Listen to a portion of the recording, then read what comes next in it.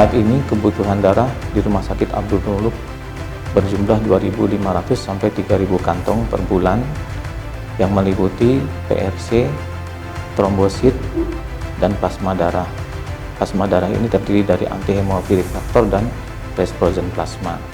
Untuk itu tidak mungkin kita memenuhi sendiri, sehingga sampai saat ini kita masih juga untuk bekerja sama dengan Unit Transfusi Darah Palang Merah Indonesia Provinsi Lampung dalam pemenuhan kantong darah. Darah yang berasal dari donor keluarga atau orang terdekat mempunyai beberapa kelebihan, antara lain kualitas darah yang diberikan kepada pasien adalah darah segar, bukan darah simpan, sehingga kualitas komponen-komponen darahnya pun tentu lebih baik, serta dengan memilih donor dari keluarga atau orang terdekat. Kita lebih tahu dengan riwayat kesehatannya, dengan demikian akan memperkecil kemungkinan penularan infeksi melalui transfusi darah. Tiap calon donor wajib mengisi lembar formulir yang diberikan oleh petugas dengan keterangan yang benar. Apabila ada hal-hal yang tidak dimengerti, dapat ditanyakan secara langsung kepada petugas. Dengan mengisi formulir secara benar akan membantu kami mengetahui riwayat kesehatan calon donor darah dan menentukan apakah calon donor layak diambil darahnya atau tidak. Untuk menjadi seorang donor, ada beberapa syarat yang harus dipenuhi, antara lain usia antara 17 sampai 60 tahun, berat badan tidak kurang dari 45 kg, kadar Hb 12,5 sampai 17,0 gram, tekanan darah sistolik yang normal 90 sampai 160 mmHg dan tekanan diastolik 60 sampai 100 mmHg, serta tidak dalam keadaan sakit atau demam. Pengambilan atau penyadapan darah dilakukan oleh petugas yang terlatih. Volume darah yang cukup untuk diolah menjadi komponen darah seperti PRC, plasma, dan trombosit adalah 350 cc dan diambil dalam waktu tidak lebih dari 15 menit. Darah yang telah diambil akan disimpan lebih dahulu di ruang karantina darah sebelum dilakukan proses selanjutnya.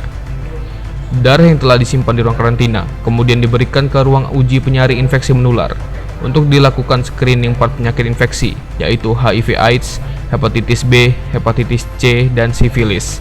Pemeriksaan dilakukan dengan alat otomatis electrochemiluminescent scan immunoassay atau disingkat ECLIA yang sangat sensitif selama kurang lebih dari 1 jam. Selanjutnya, setelah lulus dari uji penyaring penyakit infeksi, kemudian dilakukan pemisahan komponen-komponen darah melalui proses sentrifugasi. Pada proses ini, darah yang didapat dari pendonor diproses menjadi komponen darah seperti PRC, plasma, dan trombosit.